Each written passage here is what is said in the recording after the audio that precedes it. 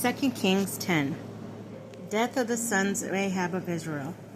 Ahab had 70 sons in Samaria. John wrote letters and sent them to Samaria, to the elders who were rulers of Jezreel, and to Ahab's guardians. Jehu wrote, "Since your master's sons are with you, as well as his chariots, horses, fortified cities, and weaponry, when this letter reaches you, decide which is best and the fittest of your master's sons. Place him in the father's throne and fight for your master's house." They were overcome with fright and said, "If the two kings could not withstand him, how can we?" So the master of the palace and the chief of the city, along with the elders and the guardians, sent this message to Jehu: "We are your servants, and we will do everything you tell us. We will proclaim no one king. Do whatever you think is best." So Jehu wrote the second letter: "If you are on my side, will obey me, bring along the heads of your master's sons, and come to me in Jezreel at this time tomorrow." On the 70 princes were in care of the prominent men in the city who were rearing them. When this letter arrived, they took the princes and slew all 70 of them, put their heads in baskets, and sent them to Jehu in Jezreel. A messenger came in and told him, "They have brought the heads of the princes." He said, "Pile them in 2 heaps at the gate of the city until morning." In the morning he came outside, stood there, and said to all the people, "You are guiltless, for it was I who conspired against my lord and slew him. But who killed all these?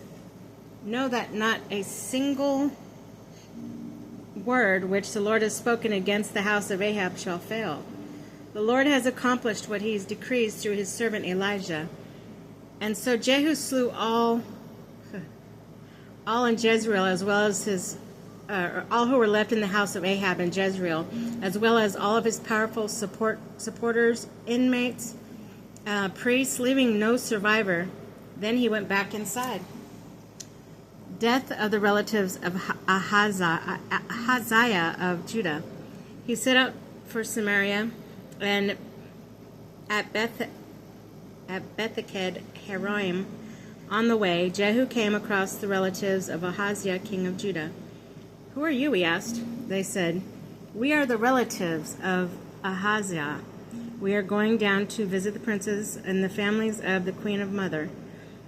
"Take them alive," Jehu ordered. They were taken alive, 42 in number, and then slain at the pit of Betheked. Not one of them survived. When he set out from there, Jehu met Jehonadab, son of Rechab, on the road. He greeted him and asked, "Are you with me wholeheartedly as I am with you?" "Yes," he replied. "If you are, give me your hand."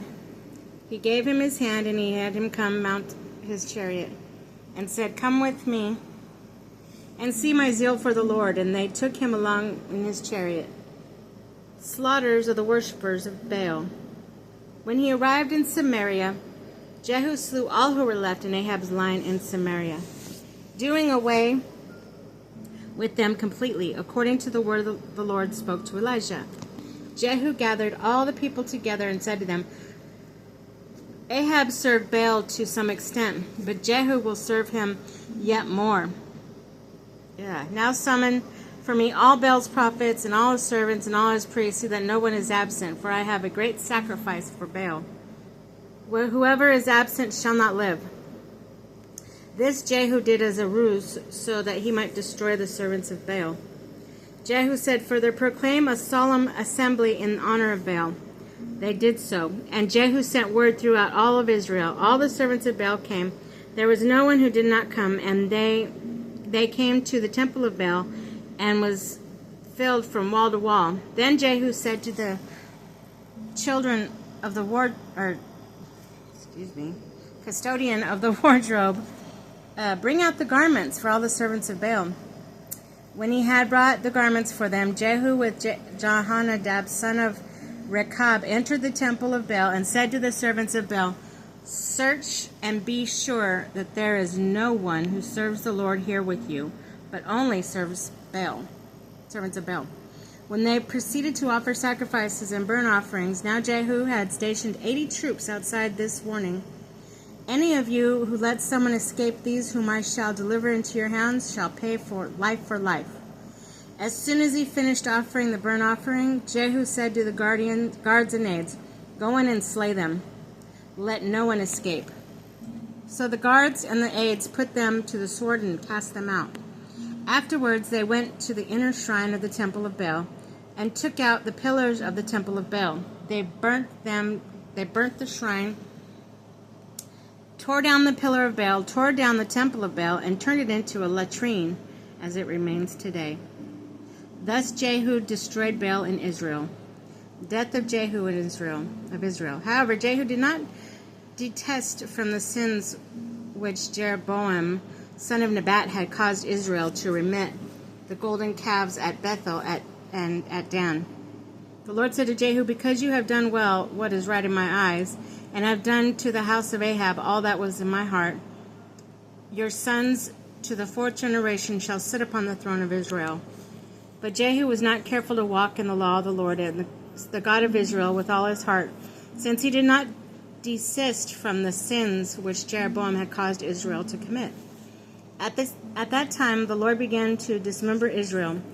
Hazael defeated the Israelites throughout their territory east to the Jordan and the land of Gilead, from the Gadites, Reubenites, and Manassites, from Aroer and the Wadi Arnon up through Gilead and Bashan.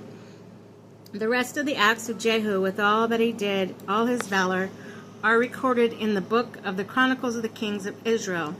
Jehu rested with his ancestors when he was buried in Samaria, and his son Jehoahaz succeeded him as king. The length of Jehu's reign over Israel was 28 years in Samaria.